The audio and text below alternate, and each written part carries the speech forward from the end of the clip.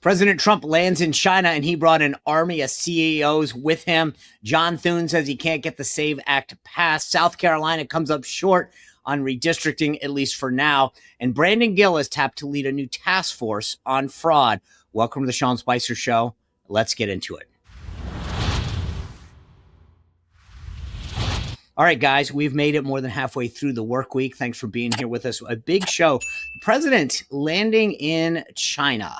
And he brought an army of CEOs with us. Elon Musk, Tim Cook, Jensen Huang, the head of NVIDIA. Jensen Huang, by the way, the plane landed to refuel in Alaska, and he's like, hey, pick me up there. Not bad, huh? Hey, I'll just jump on Air Force One.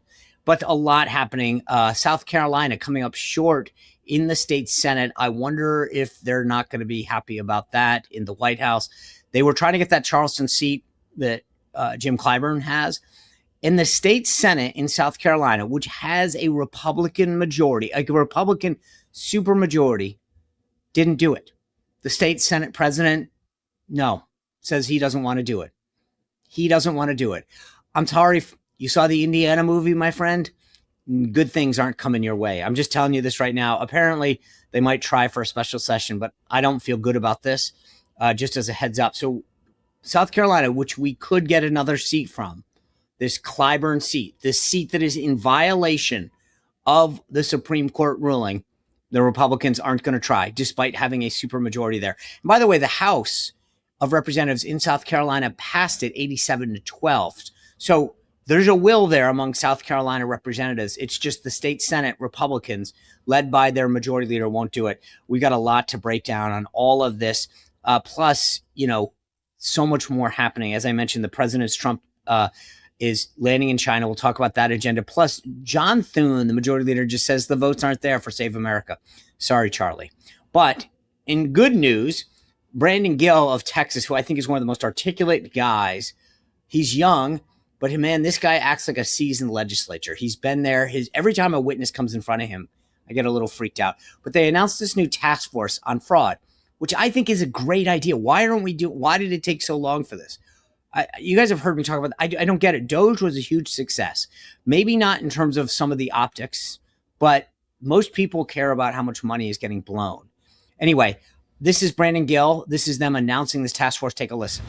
The American people are sick of seeing their tax dollars wasted and seeing government organizations or nonprofit institutions, colleges, businesses abuse the American people. And that's what we're going after with this task force. But what we found with this Ohio fraud scandal is that we've got what we believe to be billions of dollars that have been defrauded from American taxpayers that should have been going to benefit the American people. And instead, we're being laundered through a wide variety of shell companies that were acting as intermediaries to facilitate payments to organizations that weren't providing any type of health care. Ostensibly, this was going towards companionship services where we can't even verify that the services were actually provided, where there was no verification that the people providing these services had any medical training whatsoever, and there were no caps on the spending for these programs. And again, this is billions of dollars, and this is what the American people are sick of,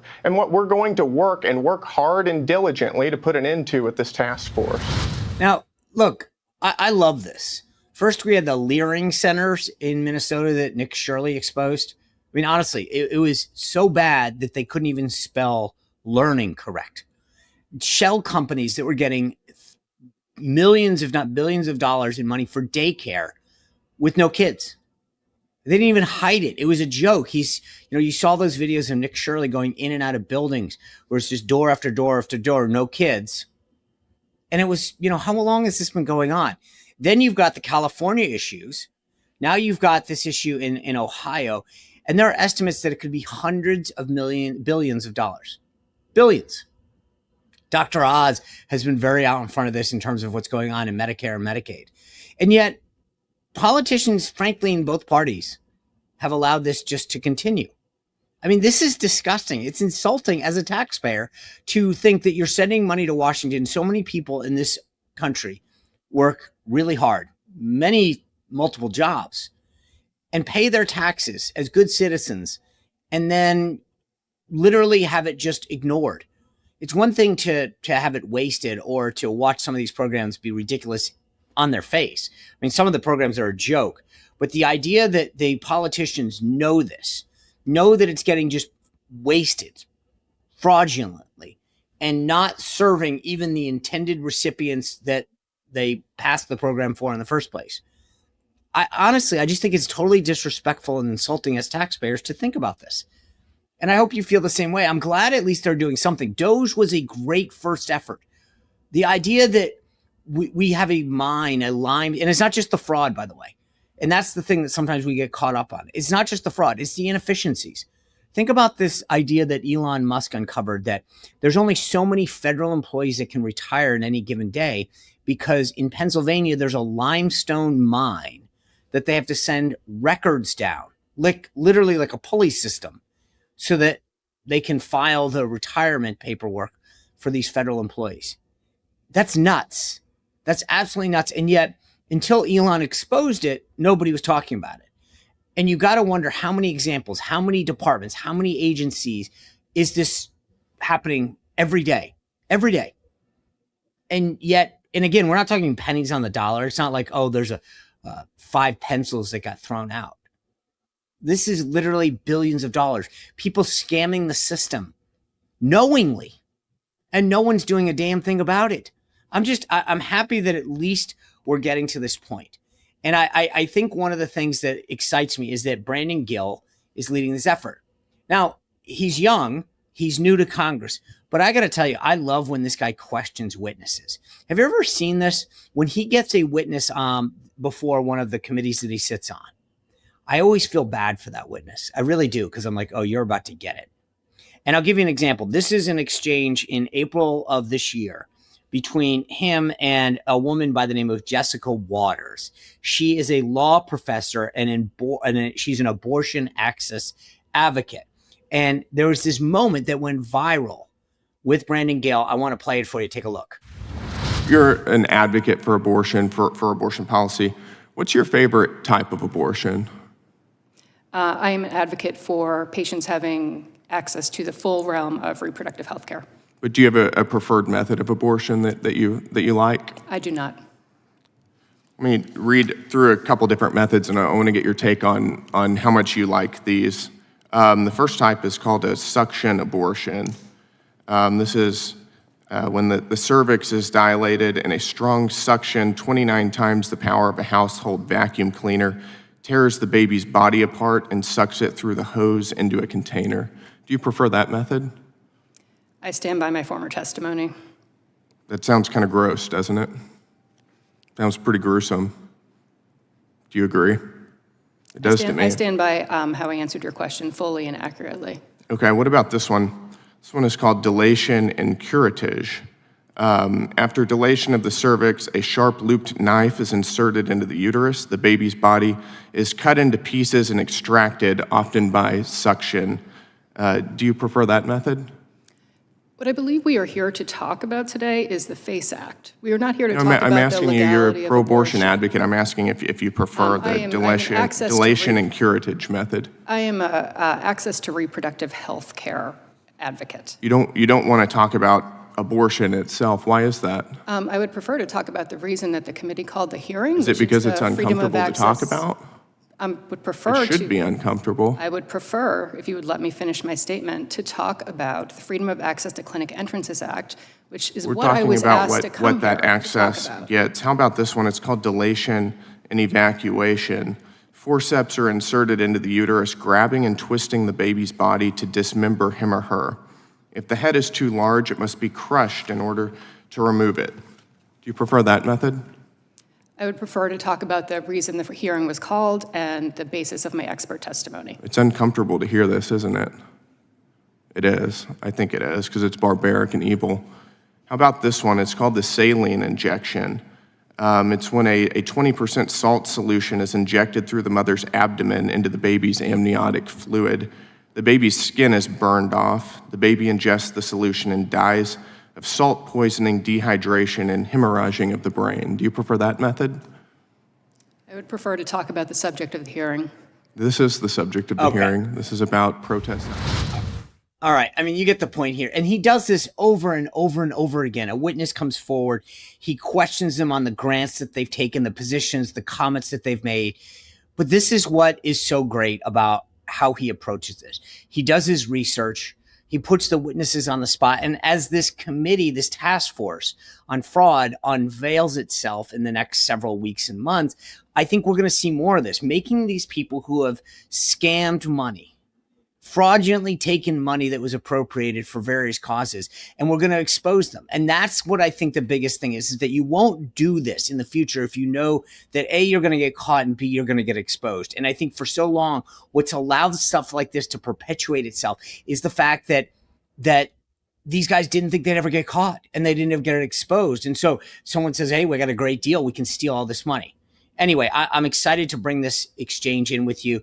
Without further ado, Brandon Gill. Congressman Gill, good to see you. Thanks for joining us today. Yeah, thanks for having me. Yeah, so congrats. I don't know what you did to deserve this honor, but you get named to head this new task force on fraud. Before we even get into the nature of it, how did this come about?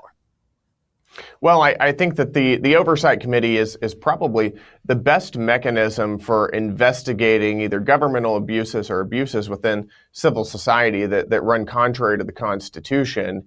And what I think Chairman Comer wanted to do was focus the committee, have a task force specifically designed to focus on going after specific types of abuse.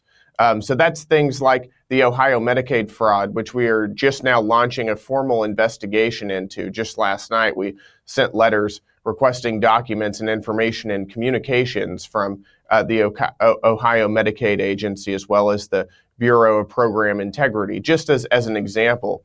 But we're also dialing into areas where you have institutions like businesses, for example, who are engaging in illegal DEI practices, deliberately choosing not to hire somebody because of the color of their skin, or nonprofits who are abusing America's immigration system. These are the things that I think the American people have been focused on and would like to see accountability for. And that's the purpose of this task force, is to focus on those areas. So walk me through how this is going to work. Like, you obviously sit on the Government Reform and Oversight Committee. Like, how is this separate? Are you guys going to have hearings? Is it letters? Is it just staff work? Like, what should we expect out of it? So this is a task force, a subset of the Oversight Committee, and it's going to work just like the committee regularly does. So we have full investigatory authority. We have the ability to subpoena people. We have the ability to request documents and information, to subpoena documents. We have the ability to hold large public hearings, and we intend on using every single tool at our disposal to go after people who've been abusing the American people. So we have every authority that any other committee or subcommittee on the Oversight Committee has. And like I said, we intend on using that. All right, don't mean to interrupt the conversation. We got to tell you, whether you're traveling or just staying at home, the best way to guarantee a good night's sleep, Beam Dream Powder. If you're a longtime listener of the show, you know how much I love and depend on Beam Dream Powder. It is all natural, 5 ingredients: reishi, apigenin, L-theanine, magnesium, melatonin, all in one amazing drink. I literally cannot, I would drink this thing all day long. The flavors are amazing. I'm biased to the cocoa cinnamon, but I got to tell you, the peanut butter, the brownie, and the peppermint, they're so good. Maybe you don't choose one. That's the beautiful thing, is that right now I can give you 40% off Beam's Dream Powder at shopbeam.com/Spicer. All you need to do is enter promo code Spicer when you go to shopbeam.com/Spicer, and Beam is BEAM. But I'm telling you right now, I do not know when this thing is going to end. They give us these promos. They go day to day. So get it now. Go to shopbeam.com/Spicer. Use code Spicer. If you want a great night's sleep, waking up feeling refreshed, this is going to be an absolute game changer. Go to shopbeam.com/Spicer. Use code Spicer. Now back to the conversation. Obviously, the big prize right off the bat is this Ohio Medicaid fraud. But like, is this, I guess the thing that's weird to me is that, like, why has it taken this long, right? Nick Shirley exposed this, at least in Medicare. I got to believe Dr. Oz has been calling this out too. Like, why is it taking this long for Congress to respond? Well, I'll say a couple things there. The first is that for a long time, historically, we didn't actually have transparency into Medicaid payments. It wasn't until about a year ago, whenever DOGE actually published and released publicly Medicaid payment receipts. That allowed investigatory reporters and people like that to jump in and actually comb through this information. And that's when a few months ago you saw Nick Shirley, for instance, blew the whistle on the Medicaid fraud in Minneapolis, done predominantly by the Somali community. This is separate from that. This is in Ohio. This is a little bit different in that this is focused on home health services. Home health services are where somebody goes to a doctor, gets them to write a note, a Medicaid waiver saying that I'm actually going to get paid, for instance, to go provide companionship and conversation services even to somebody in my family. And I don't have to have any kind of medical background. You don't have to verify that I'm actually doing any of this. There's no caps on the Medicaid payments. And you have shell companies that have been set up that are acting as intermediaries between the recipients and the federal government to facilitate all of this payment.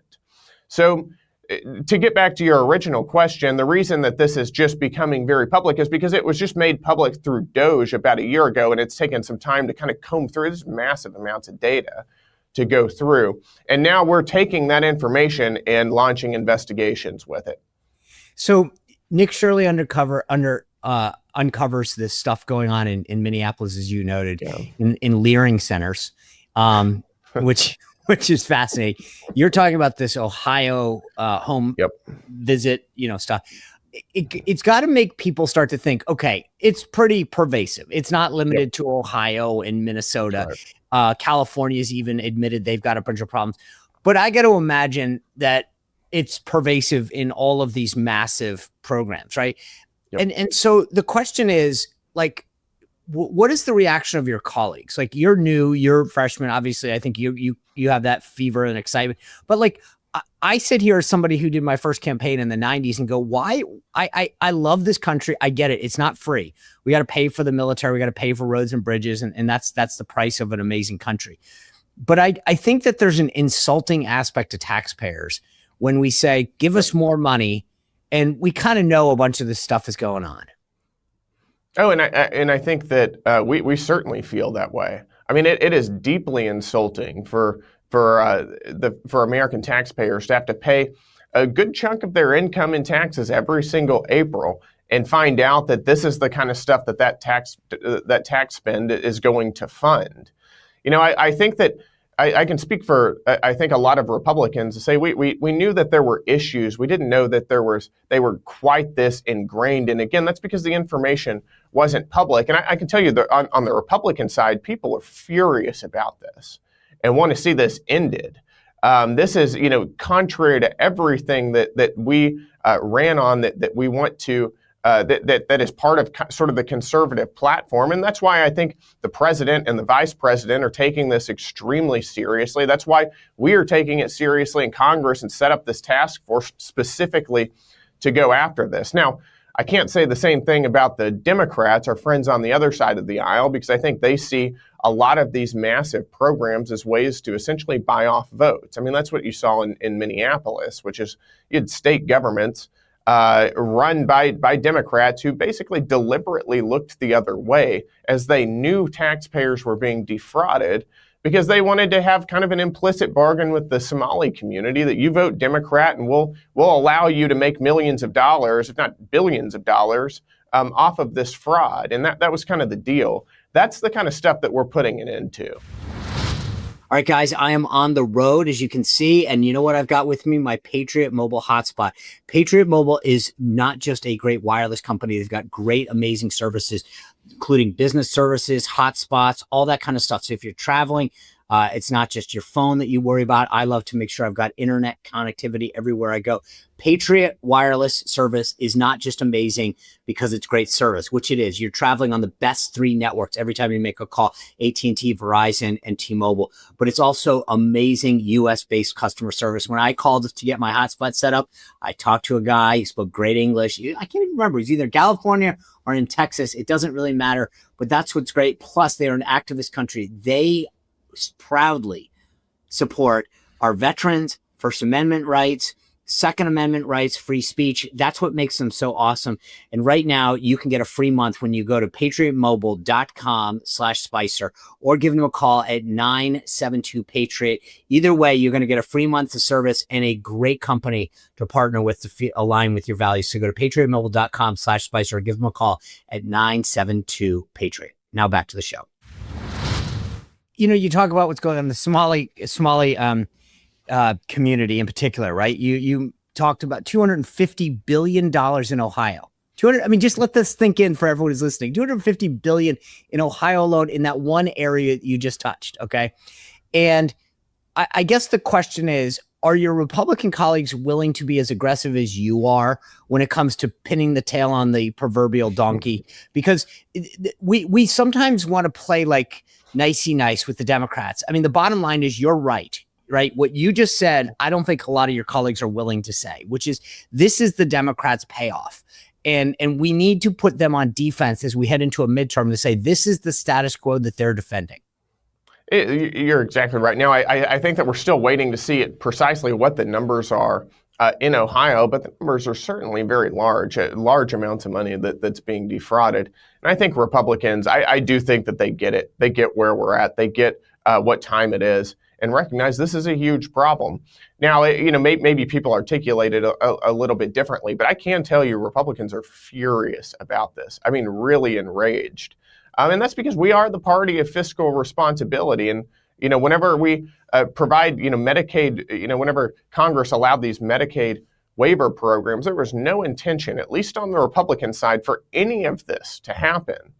And there's been such I think in many ways, a breakdown in trust where you have programs that like this one that are administered by the states, but largely funded by the federal government. And there's an incentive misalignment.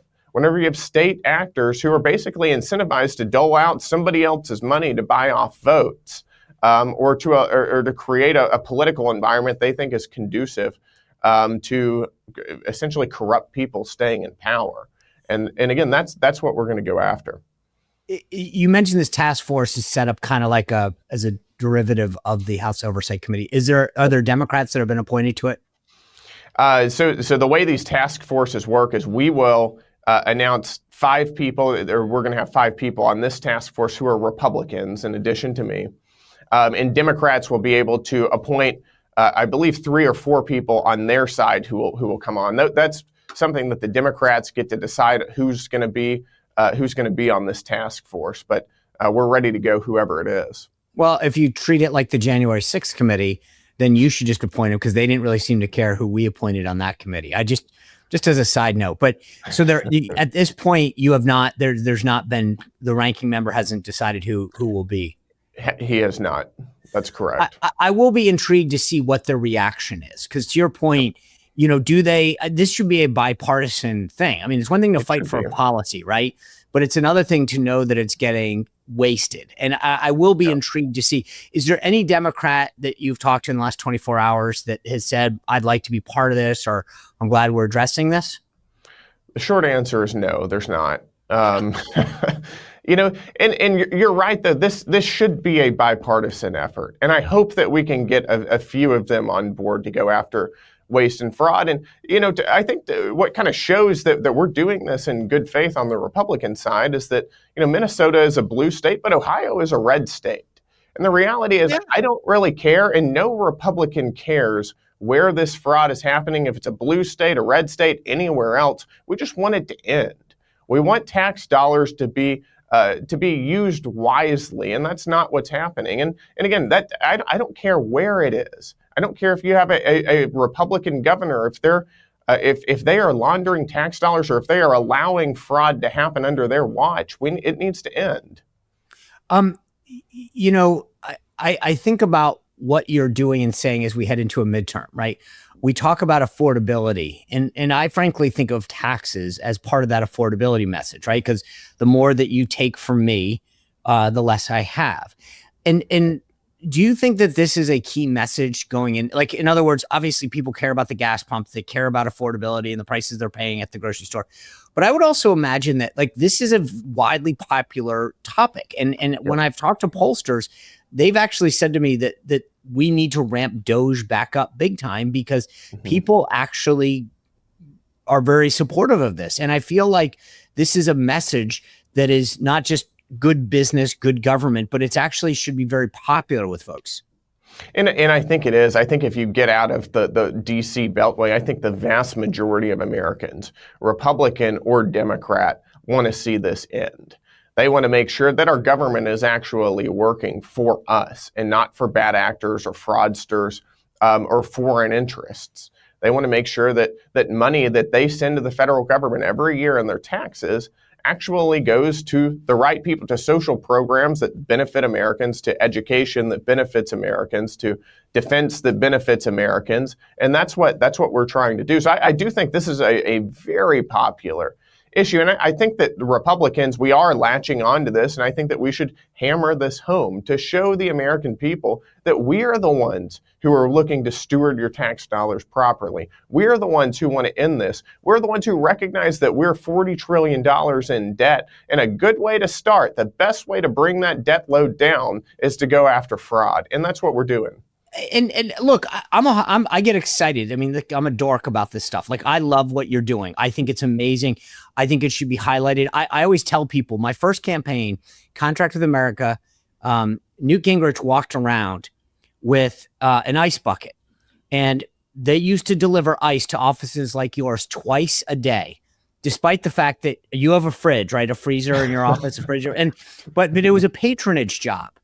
And Newt's point back then was, we're spending whatever it was like 200 grand, a drop in the bucket. But the point was, it was about respecting tax dollars. And Newt was like, we're paying somebody, 5 people, whatever it is, twice a day to drop off ice to members of Congress's offices who have a fridge and a freezer, but it's a perk, quote unquote.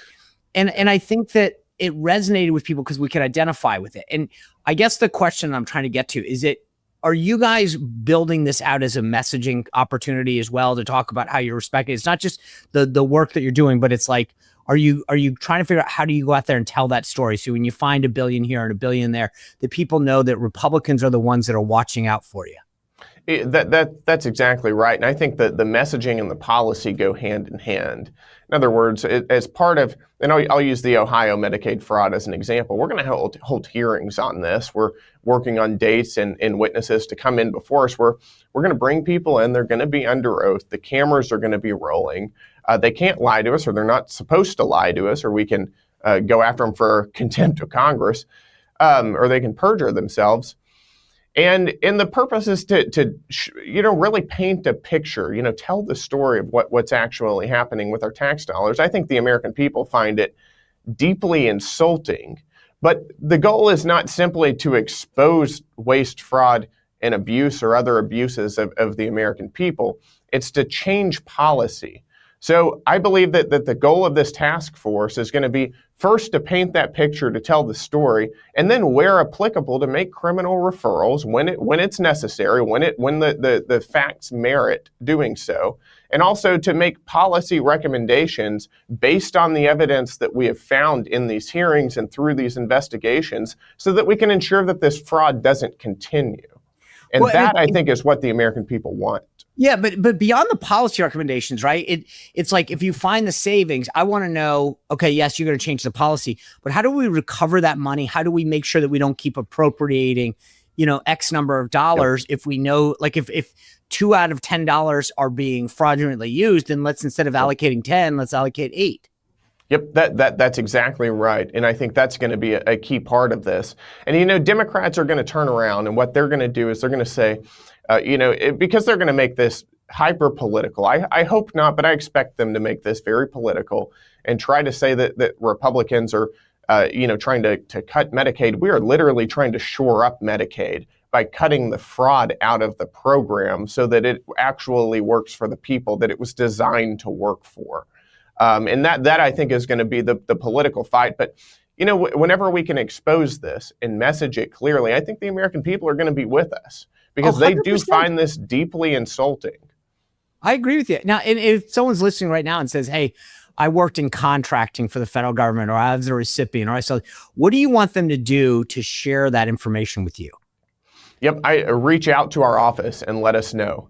Because these are, if you have seen something that is, improper contracting, or money that has been given out from the federal government or from a government program, whether it's to an NGO to any entity, we would like to know about it if it has been done improperly, because these are the kinds of things that we're investigating. Okay. I was excited when you got this assignment because I do love watching you in these hearings. You're young. I say that not because I actually am amazed at how you come in and you're one of the most effective questioners, bar none.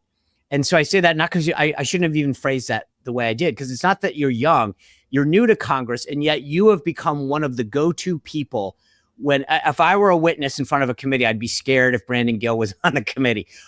How did you come to the style? Is it that you just research it? You have a really good staff? I mean, you of all the people on the committee, when it's your turn, I tune in because I'm like, I want to hear you're about to destroy a witness. What is it? What's your approach? How did you kind of develop this line of questioning? Well, I appreciate that. We spend a lot of time preparing for. I mean, this is our job as members of Congress. This is a core part of it. It's not just showing up on the floor and sticking our voting card and voting, which is a big part of it. But it's also running these investigations and doing committee work, and I take that extremely seriously. We've got a phenomenal staff who work on this, and whenever we have witnesses come in to testify before committee or that we're going to question, we make sure that whenever I show up there, I've done my homework. We know the things that the witnesses have said publicly, their stances. We know the things that they have done, and we're going to ask them about it. And I think that the goal is to do so in a straightforward and clear and black and white way that really, I think, highlights the things that we're trying to go after, whether that's abortion or whether it's fraud or whether it's Sharia law or immigration abuse or anything else. We want to make things clear. And I think, Washington is a place where it's very easy to get caught up in whether it's, euphemistic language or just vagaries. And I think the American people want to see representatives who can kind of cut through the nonsense and get to the heart of the issue. And that's what we try to do. Okay. Congressman, I appreciate you being with us. Best of luck on this committee. As I said, I was excited that you got announced to lead this because I've very, very admiring of how you've approached this job, how you've called out witnesses. So I wish you the best of luck. And if you ever want to come back and expose any of this fraud, you've got a venue. Well, thank you. I appreciate that. Thanks for having me. Of course. All right. God, I got to love this. And just, I'm a little excited. As I mentioned to Brandon, he's going to do so great. And I want to just give you one more small snippet of what I'm talking about when I say, and I told him how much I think he does a great job on these witnesses. Take a listen to this one. This is another great example. I can't even say this without laughing. Adapting an LGB plus inclusive teen pregnancy prevention program for transgender boys. I can't even say this without laughing. Do you think that is a useful form of our tax spend? I am not familiar with that grant, but I think bench research, government investment in scientific and pharmaceutical teen pregnancy research. for transgender boys. Do you think that is a useful spend of our tax dollars? I think government investment in all kinds of scientific research is of the utmost importance. Including pregnancy prevention for transgender boys. Okay. I mean, do you realize how stupid that is? And the woman, if you're listening on the audio, you might not be able to see, the woman's kind of grimacing. She knows that she can't defend this. And I mean, like, seriously, you want to talk, you're going to have a grant to talk about dudes getting pregnant. I can save you the money. We know it's being wasted. We know it's fraudulent. We know it's stupid. This is just a big payoff to the left, as he noted earlier. I mean, I don't know, maybe even through all my years of doing this, that there's a level of there's no way that you can honestly think that people won't call this out. But they've gotten away with it on the left. And the media, let's be honest, don't call it out either because it's their buddies, it's their friends. They cover it all up. So anyway, I say all that, just this is ridiculous. And this is what we're up against, though. This is the stuff. But at least he's the right guy to do this. And I hope, as I mentioned, not just the issue, not just because it's good government, not just because it's a waste of tax dollars, but I hope that it actually yields some savings. And that I hope that we put, politically speaking, Democrats on defense on this. This is their system. This is what they perpetuate. This is what they defend.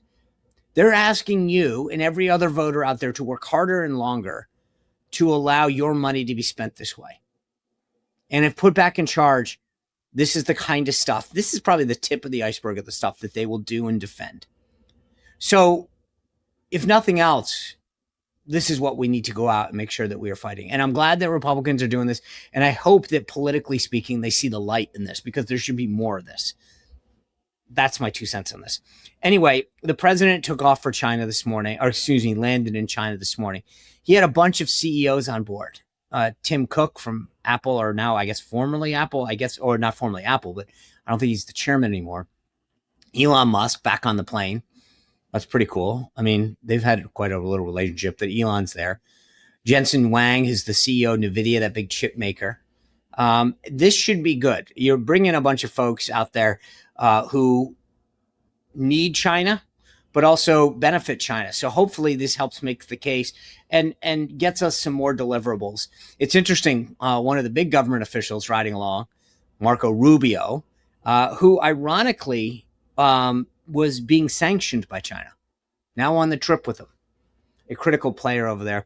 Stephen Chung, my old buddy in the comm shop there, posting this photo of Marco on the plane, and it didn't go unnoticed. Another Marco meme, that he seems to be wearing the same track outfit, sweatsuit outfit that Nicolas Maduro was wearing.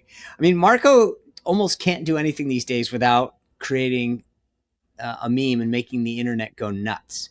By the way, it is funny, just for those of you who have an interest, when you're doing these long trips, and China's about 12 to 13 hours from DC, you get on Air Force One, the plane gets going, and generally speaking, everybody changes, because, the president, his idea of changing is taking his jacket off. He's always buttoned up, and but he'll take his tie off on the plane, but he's always business ready to go. But the staff, including obviously the Secretary of State, you change. You bring a set of clothes because you're going to be on a plane for 13 hours. So you can see that's how it works. You get on board, you change your clothes, you become more comfortable, and then when you hit the ground, and if you saw the footage when they landed, it's you got to be ready to go. And the president obviously ready to go, but he's got his own cabin, so he can truly get ready. But everyone else, you got to be switching back into your suits and ready to hit the ground running, because this president, he doesn't just relax. Anyway, the president was previewing his trip. Take a look. To President Xi as it relates to the Iran war? Well, I think number one, we're going to have a long talk about it. I think he's been relatively good, to be honest with you. You look at the blockade, no problems. They get a lot of their oil from that area. We've had no problem, and he's been a friend of mine. He's been somebody that we get along with. And I think you're going to see that good things are going to happen. This is going to be a very exciting trip. A lot of good things are going to happen. Mr. President. And we talks about a lot of these good things are going to happen. Obviously, affordability, the economy, all these things are critical right now, not just because it's an election year, but they're good for our country. So let me just give you some of the kind of things that we're talking about. China said that they're going to purchase a bunch of planes, Boeing planes, which is important. That's a big, big market for us here in America. Boeing employing a lot of folks. Kelly Ortberg, the CEO of Boeing, is going to be there. Now, again, you buy a Boeing plane, a 747, a 737, a 777, that's a lot of jobs. And so this is a big deal. How many people are going to be there? These other CEOs, this is a big part of this. They're going to want to announce big deals. Our farmers are really looking forward, I think, and hoping and praying and betting on China buying more soybeans. Obviously, this is important for this huge Trump base, this folks in the Midwest that have been very important to the Trump coalition, the ag community, Trump breaking down barriers, not just in trade around the world, but obviously China is a big purchaser of soybeans. So this is extremely important. Then you talk about the political nature of this. Iowa has got a race. They got a governor's race. They got a Senate race out there, right? And this is going to be a big deal. If those farmers are excited, they feel like the Trump agenda is helping them, helping push it forward, then I think that's a positive thing. So I think this is going to be important. China needs semiconductors, and Cristiano Amon, the CEO of Qualcomm, and Sanjay Mehrotra, the head of Micron, will also be there. So these are big, big players in the game that are going to help President Trump get something for the United States. But again, it's a win-win. China needs some of these things. We need a lot from China. So I think there's a lot of concerns that the Americans have, rightly so, about what's going to happen in Taiwan. U.S. automakers are worried. But we can gain a ton here. And I will be very interested when the president takes off.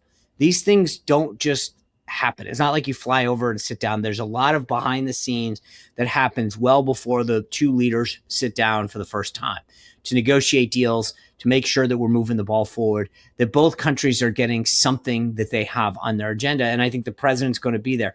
Obviously, the big burning issue that everyone's going to be talking about is what's going to happen on Iran. Now, remember, the untold story about Iran that I don't think has gotten any play of significance in the media is we don't get a ton of oil. I've talked about this before from the Strait of Hormuz. I think it's like 2%. We are largely relying on ourselves. We make plenty of oil here in America. They refine a lot of oil, use a lot of oil, but guess who doesn't? Guess who needs oil? China. They get a lot of their oil from where? Venezuela and out of the Strait of Hormuz. So they actually have a big deal. They can receive nearly 50% of their imports through the Strait. And they've got a diverse group of countries that they buy from, but largely Iran is a major player in there. They need the Strait of Hormuz open. So getting this strait open, getting an end to the deal is an important thing. And I think as the week progresses, this China trip could be very instrumental, not just for our economy, not just for jobs, not just for economic growth, but also in the midterms. Because as I mentioned, you got a lot of investment that's happening, a lot of jobs on the line. You think about where these jobs are in critical places. As I mentioned, Iowa, in terms of the ag community, and parts of the Midwest are going to be important. So understanding the significance of this trip is important, not just when it comes to the economics, but also the politics.